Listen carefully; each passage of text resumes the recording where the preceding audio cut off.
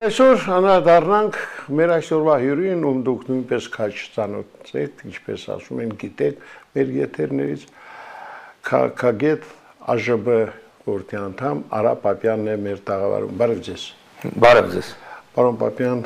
ուրախ եմ, որ նորից մեր հյուրն եք, եւ սկսենք մի այսպիսի հարցով, Ադրբեջանը իր սադրիչ հայտարարություններով շարունակում է մեզ վախեցրել, որ Հայաստանի Հանրապետությունը հայ-ադրբեջանական սահմանի կրակոցներով շարունակում է անհանգստացնել իրենց, որքանով են ճշմարտացի այս հայտարարությունները։ Կարծում եմ, որ իրականության հետ կապ չունեն, որտեղ դրանք հերքվել են ոչ միայն հայկական կողմից, այլև Եվրոմիության դիտորդները հատուկ այցելել են այդ վայրերը եւ հերքել են, նման բան չկա։ Նաև տրամաբանական չէ, որ հայկական կողմը ինքը պիտի կրակ բացի, որովհետև մենք գիտենք, որ մեր բանակին հրահանգավորված է հնարավորինս զուսպ մնալ։ Ես սա կարծում եմ տեղեկատվական պատրաստություն է Ադրբեջանի համար, որ հայկական կողմը իբր անընդհատ ոտնձգություններ է անում, իբր հայկական կողմը զինվում է, նման մեղադրանքներ եւս հնչել են, որպեսզի երբ որ հարմար առիթը կա, գիտենք իր նպատակն է հարձակվել Հայաստանի վրա, այն ներկայացնել որպես պատասխանքալ եւ ոչ թե սեփական առաջնահերթ հարձակում։ Պարոն Պապյան, այսպես կոչված այդ փուչ խաղաղության համաձայնագրին եմ ուզում անդրադառնալ։ Ինչ է սա ի վերջո։ Ինչ գնահատական կտակ։ Նախ ասեմ, որ պաշտոնապես այն չի հրապարակվել եւ ես կրկին այստեղից էլ ուզում եմ պահանջ հնչեցնել, որ այն պիտի հրապարակվի, որովհետեւ չի կարող որևէ երկրի իշխանություն ժողովրդի հետևում նման փաստաթուղթ բանակցել։ Բանակցելը իհարկե ճակերտների մեջ, հիմա կբացատրեմ ինչու։ Ես նախորդ ուզում եմ հիշեցնել, որ Նիկոլ Փաշինյանը հրապարակավ ասել է, որ ժողովրդի թիկունքում ոչինչ ոչ մի պայմանավորվածություն չի լինի, մենք կգանք այս հրապարակ, նախ կխորհրդակցեմ, հետո կանգնենք։ Ինչու ասեցի բանակցությունները ճակերտների մեջ, որովհետև ըստ էության որևէ բանակցություն չկա։ Բանակցություն նշանակում է կողմերը տեսակետներ են փոխանակում եւ հանգում են ինչ որ միջանկյալ երկուստեք ընդունելի դիրքի։ Այն ինչ որ տեղի է ունեցել, Ադրբեջանը 17 պահանջ է դրել, 17-ից 17-ն էլ անփոփոխ հայկական կողմը ընդունել է։ Այսինքն եղել է վերջնագիր եւ այդ վերջնագիրի կատարյալ ընդունում հայկական կողմից։ Բայց պիտի նաև նշել, որ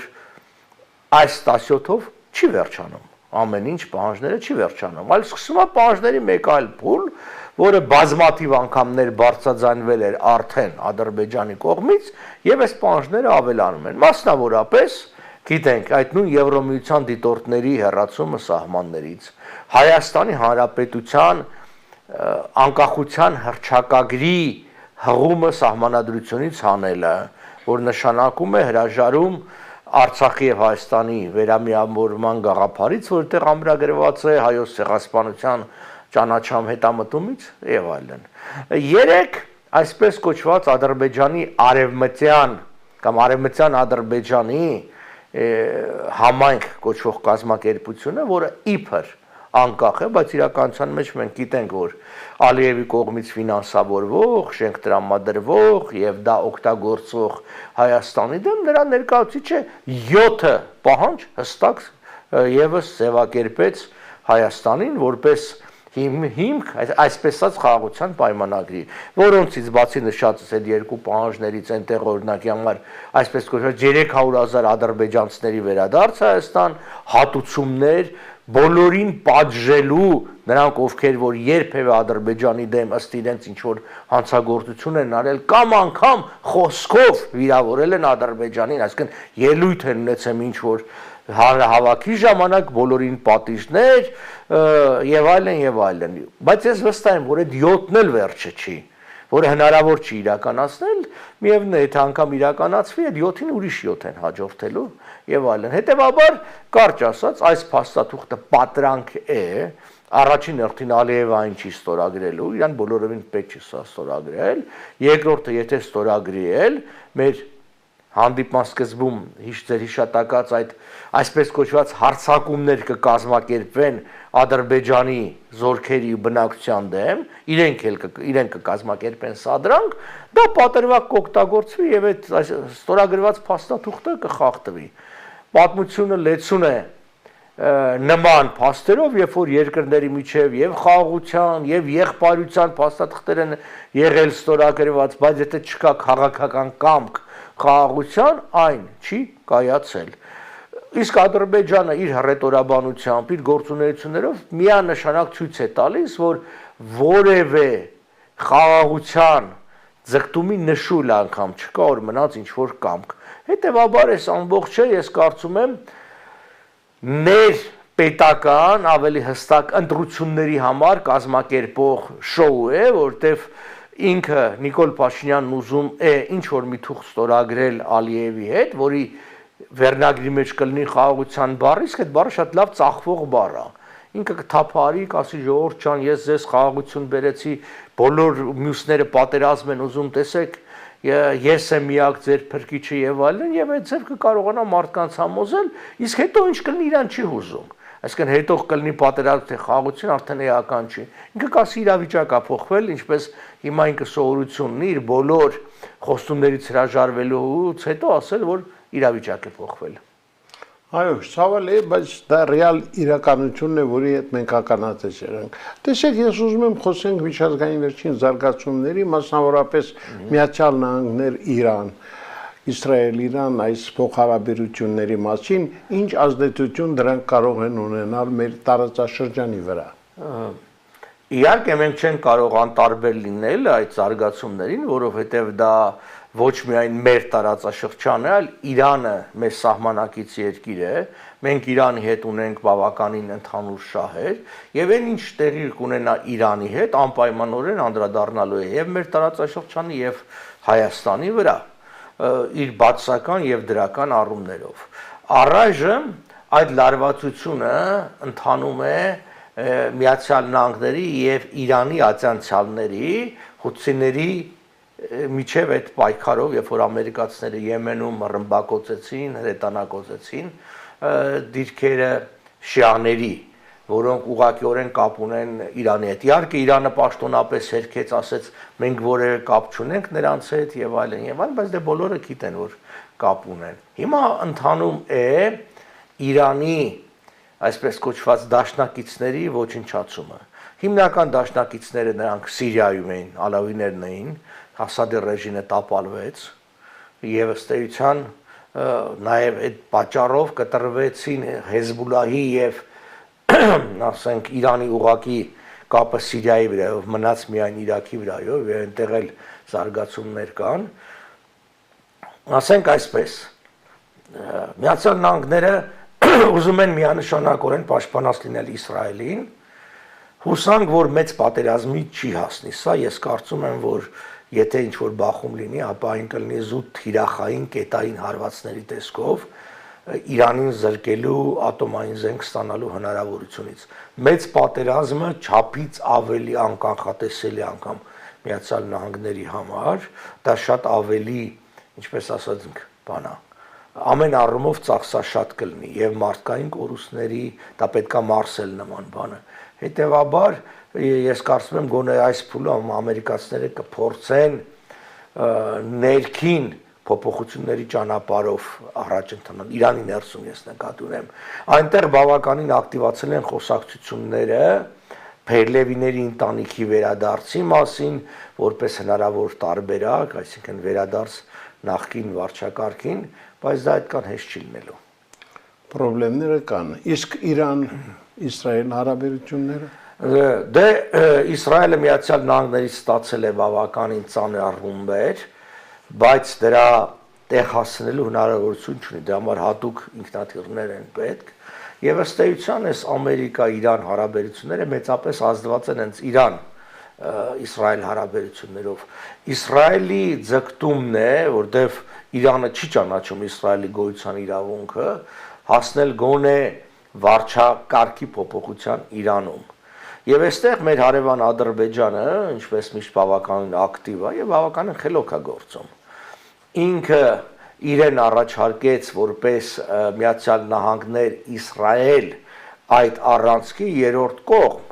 ասելով որ եկեք ես էլ միանամ այդ կողմին, որովհետև վախ ունի Ադրբեջանը իհարկե Իրանից,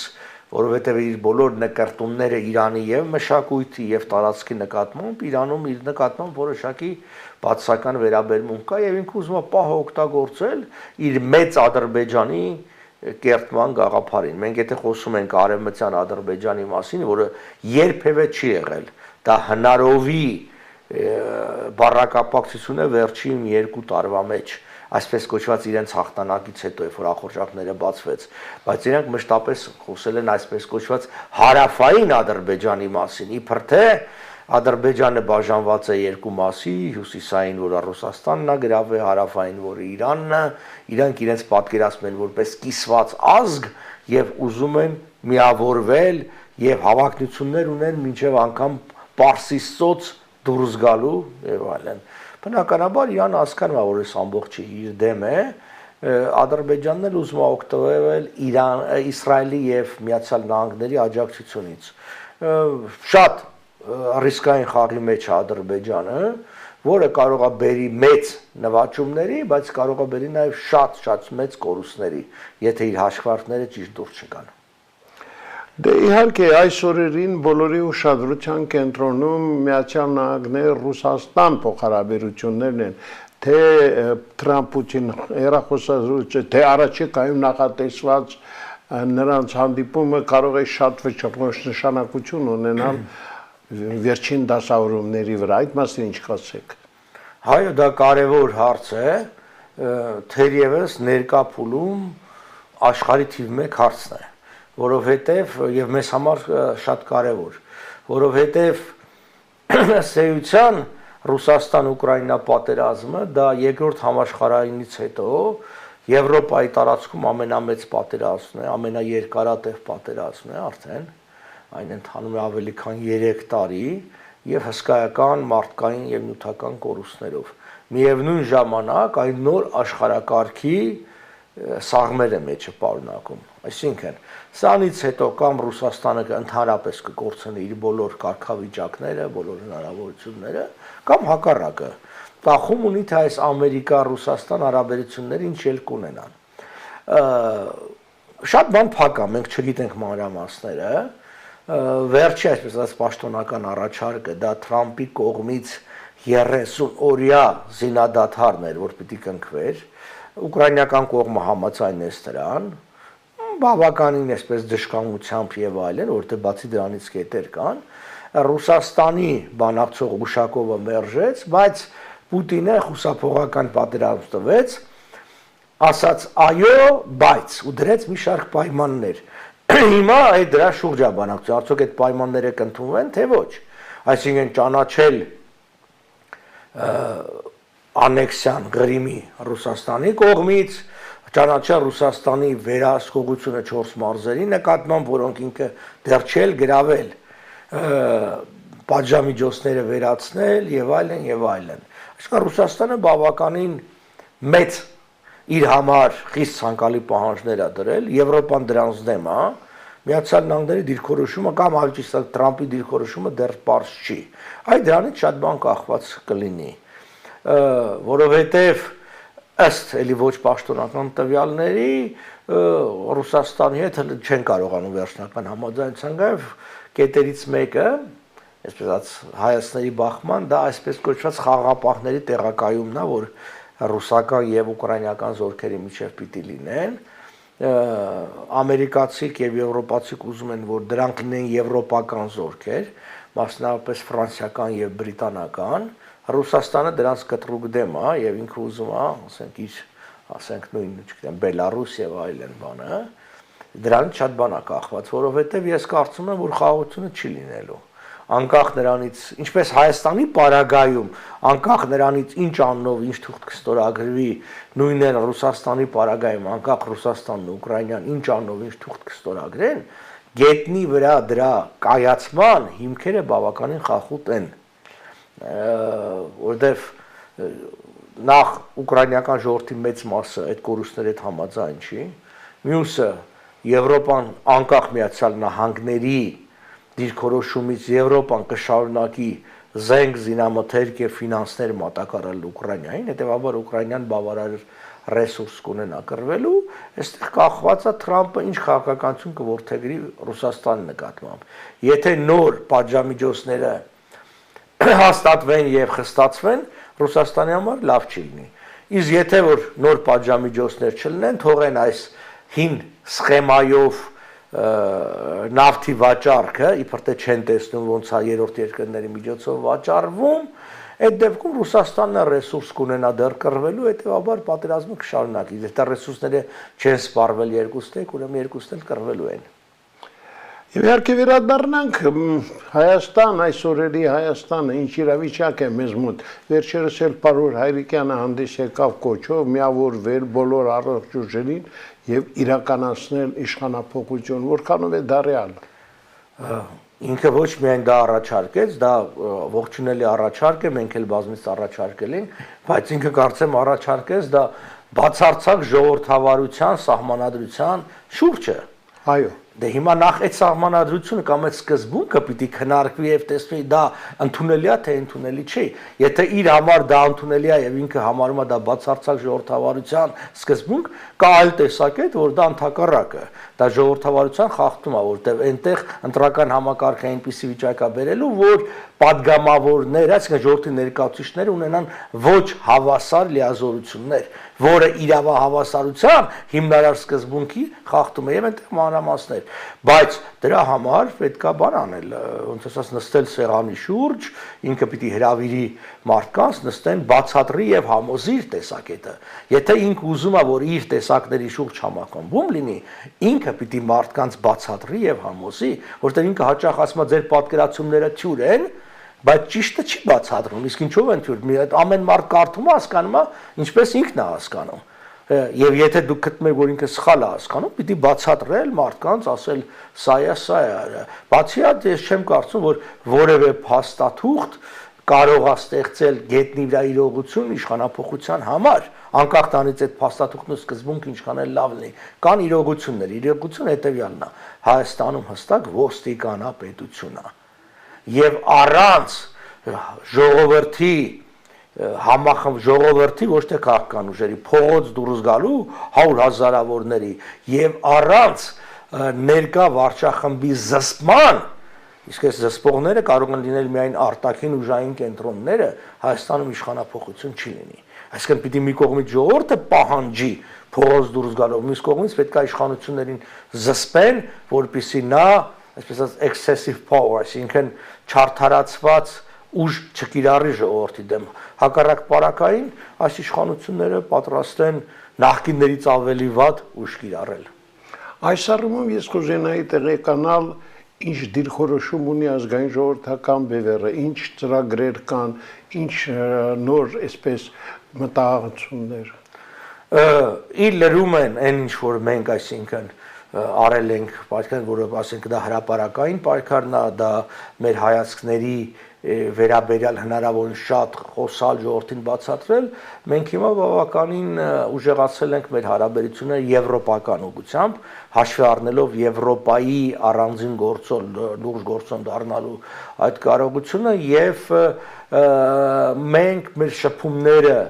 տարբեր եվրոպական ազդեցիկ ուժերի հետ շատացրել ենք եւ այսօր դեռ փակագծերը չեն բացի, առաջիկամ լուրջ փոփոխություններ այդ հարցով կլինեն, նկատեմ հարաբերությունները շատ ավելի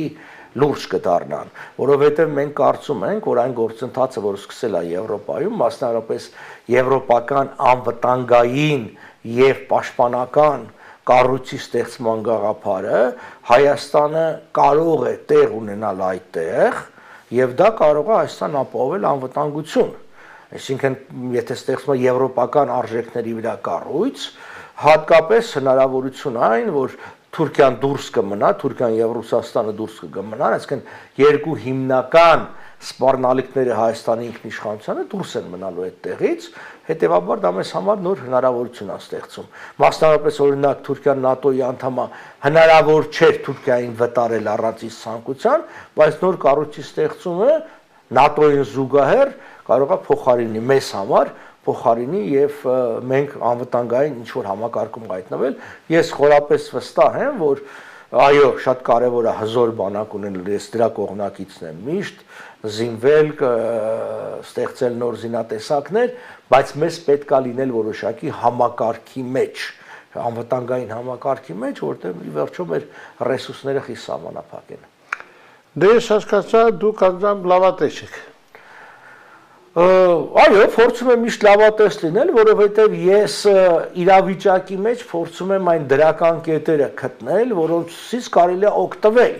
Այսինքն, եթե Ամերիկա-Եվրոպա հարաբերությունները լարվեցին, բայց սրա հետևանքով Եվրոպան գնում է նոր անկախ համակարգի ստեղծմանը, փորձենք մաս կազմել դրան եւ ոչ թե գլխներից մոխիր լցնենք, ասենք, վայ, աշխարհը գնում է ուժային ինչ-որ լուծումների մեզ համար վատ են։ Աշխարհը միշտ էլ ուժային լուծումներով է լուծվել։ Եղավ, շնորհակալ եմ, պարոն Պապյան, սիրելի բարեկամներ, մենք այսօր հերթական անգամ հյուրընկալել էինք Արա Պապյանին, դուք լսեցիք նրա մոտեցումները բոլոր հարցերի կապակցությամբ, հույս ունեմ, որ առաջիկայում մենք առիթ կունենանք եւս մի քանի անգամ հանդիպել մեր շատ սիրելի քաղաքագետի հետ, ով այսօր մեզ հետ սովորականի պես մինչև վերջ բաց էր ու անկեղծ։ Այսօր այսքանը, ցտեսություն։